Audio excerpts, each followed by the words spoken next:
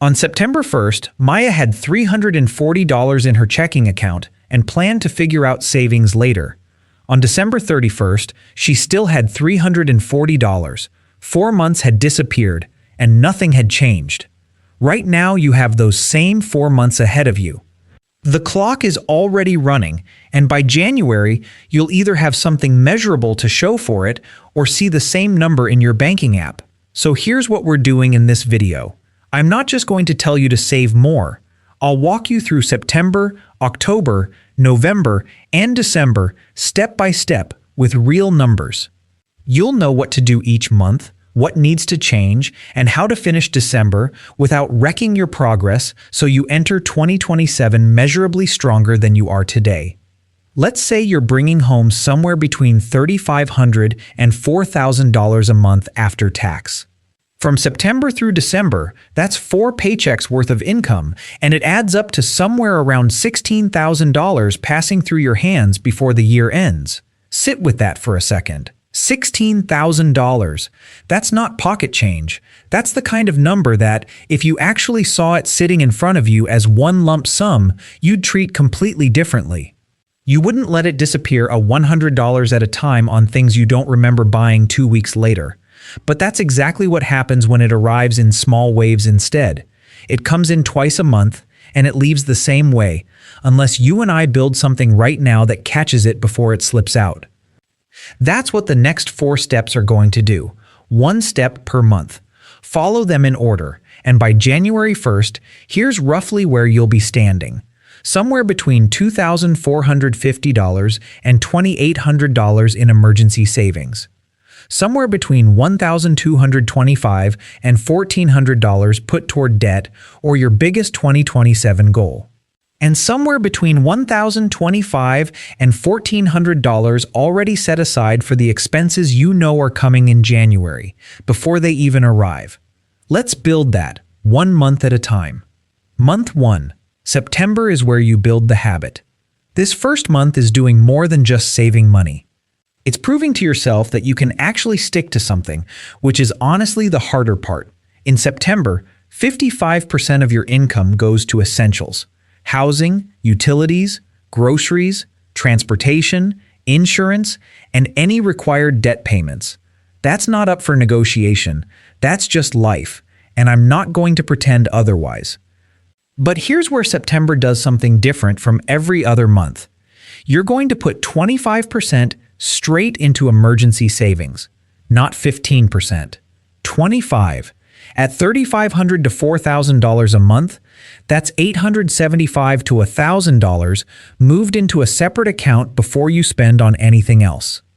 Front-loading it like this matters more than the dollar amount suggests, because if you can prove to yourself in month 1 that you're capable of saving a serious chunk of money, everything after this feels achievable instead of theoretical. The remaining 10% covers expenses you can already see coming. And the final 10% is yours, actual personal spending, coffee, going out, whatever makes life enjoyable.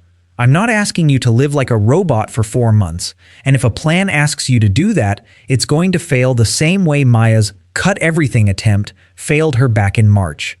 She deleted her food delivery apps, said no to every plan with friends, and made it 11 days before she cracked and ordered enough takeout to make up for lost time.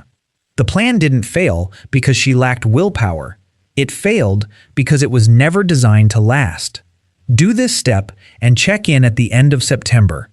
You should see $875 to $1,000 sitting in a separate account that wasn't there before. Month 2. October is where you start. Splitting your focus essentials stay at 55% because rent doesn't care what month it is. But now, emergency savings drops to 15%, and that's not a failure. That's the plan working as intended. You've already built real momentum in September, so now you're going to let a second goal share the spotlight. 15% goes toward debt reduction or your 2027 goal, and 5% goes toward upcoming expenses. In dollar terms, that's another $525 to $600 into savings, and $525 to $600 attacking debt or funding your goal directly. This is usually the point where people either stick with a plan or quietly abandon it, because October is boring. September has the excitement of starting something new. December has the holidays. October just sits there in the middle, unglamorous, asking you to keep doing the same sensible thing you did last month. But boring is exactly what makes a plan work. Boring is what separates a habit from a burst of motivation. By the end of this step, you've got real, tangible progress in two categories at once, instead of one giant pile of savings while everything else stays frozen. Quick pause. If you're the kind of person who actually finishes videos instead of closing the tab at minute 2, you're already ahead of most people watching this. Hit subscribe now, because the version of you watching this same channel in 6 months is going to want the rest of this series. And drop a comment with just one word. Your biggest money leak: rent, food delivery, subscriptions, whatever it is.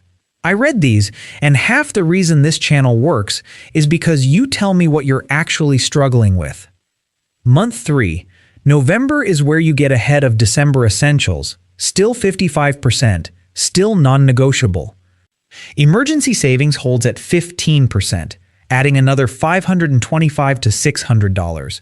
But now, 10% goes to upcoming expenses, because November is when the holiday spending season quietly starts creeping in, whether you've budgeted for it or not.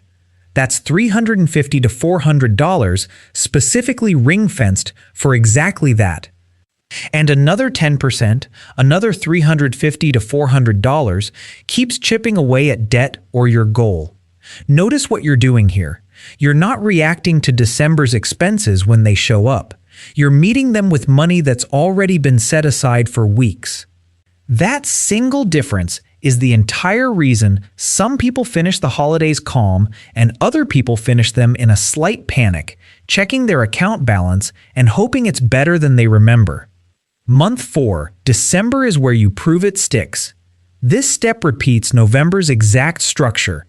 Same percentages, same dollar ranges. And this is the part that actually separates people who walk into January stressed from people who walk in calm. December is repeat, not reinvent. You already know the split works because you've been doing it for 2 months. The only real instruction here is this: whatever you spend on holidays, spend from the money you already set aside for it in step 3. Do not let December bleed into January in the form of new debt. That's the trap that resets people back to zero every single year. Think about the version of Maya who actually followed these 4 steps instead of the one who didn't. Somewhere around mid-December, she's buying gifts, she's got a little extra set aside for a nice dinner out, and none of it is coming from panic or from money she doesn't have yet. It's coming from the 10% she's been setting aside since November, sitting there quietly, waiting for exactly this moment. That's the entire difference between a holiday season that feels fun and one that feels like a slow-motion car crash you can see coming from 3 weeks away. Let's put the whole thing together, because seeing it as one picture is where this actually clicks. Over these 4 months, your essential living costs will total somewhere between $7,700 and $8,800. That's the biggest chunk, and it should be, because rent and groceries aren't optional. Your emergency savings lands between $2,450 and $2,800. Your extra debt reduction or 2027 goal fund sits between $1,225 and $1,400. Your predictable expense reserve, the one that stops January from blindsiding you, comes in between $1,225 and $1,400 as well, and you still get to keep between $1,400 and $1,600 for actual personal spending across the whole 4 months. That's real-life money. Nights out, small treats, things that make this sustainable instead of miserable. Add it up, and you're looking at someone who didn't just survive 4 months by following 4 simple steps. They built a genuine financial buffer while still living a normal life. Compare that to the version of Maya from our opening. Same income, same 4 months, same $14,000 to $16,000 passing through her hands. The only difference is that hers had no steps attached to it, so it just evaporated. Same amount of money, 2 completely different Januaries. One of them opens her banking app and feels a small wave of relief. The other opens hers, sees the same $340 she started with, and closes the app just like she always does. One more piece before we wrap up this walkthrough. Your emergency money needs to live somewhere separate from your everyday spending account. Not because of some complicated reason, but for a very simple one. If it's sitting in the same account as your grocery money, you will spend it. Not because you're irresponsible, but because that's just how human brains work when money is visible and accessible. Keep it in a separate, no-fee bank account that's protected the standard way regular deposit accounts are.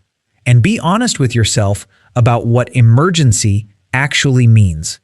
A job loss is an emergency. A medical bill is an emergency. Your car breaking down on the way to work is an emergency. A holiday sale is not an emergency, no matter how convincing your brain gets at 11 p.m. while scrolling. Maybe your essential costs eat up more than 55% of your income. That happens, especially depending on where you live. If that's you, the fix isn't to abandon these steps, it's to pull the extra room from personal spending first, before you touch savings or debt reduction. Protect the categories that actually move you forward. And if you already have some emergency savings sitting around, don't just stack Step 1's 25% on top of it for no reason. Redirect that portion straight into debt payoff, a skill that could increase your income, a small business idea you've been sitting on, or whatever concrete goal you're chasing for 2027.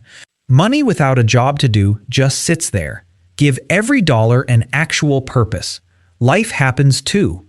Maybe November throws you a curveball and you can't hit the exact numbers. That's fine. This isn't a contract with a penalty clause. If you miss a step, you don't need to punish yourself or throw out the whole system. You just pick the percentages back up the following month and keep going. A plan you follow at 80% consistently will always beat a perfect plan you abandon after 3 weeks.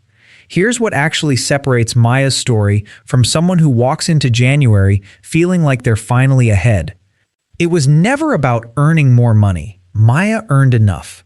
It was about the fact that her money never had 4 clear steps to follow. It just flowed in and flowed out month after month with nothing catching it along the way. The 4 months in front of you right now are going to pass regardless of what you decide. September is going to turn into October whether you follow these steps or not. The only real choice you have is whether those 4 months quietly disappear again, the same way they did last year, or whether you use the exact steps we just walked through to build something you can actually stand on come January. You don't need a massive income to do this. You don't need to cut out everything you enjoy. You just need to follow these 4 steps in order, 1 month at a time, and let each one build on the last. So here's your actual homework. Go look at your real number, your real monthly take-home pay, your real essential costs, your real debt. Run these same 4 steps against your actual numbers and figure out exactly where you'd stand on January 1st if you started with Step 1 today. If this walkthrough helped you see the next 4 months differently, hit subscribe because there's a lot more coming on how to actually make a plan like this stick. And drop a comment telling me what your #1 goal for 2027 is. I genuinely like to know what everyone's working toward. See you in the next one.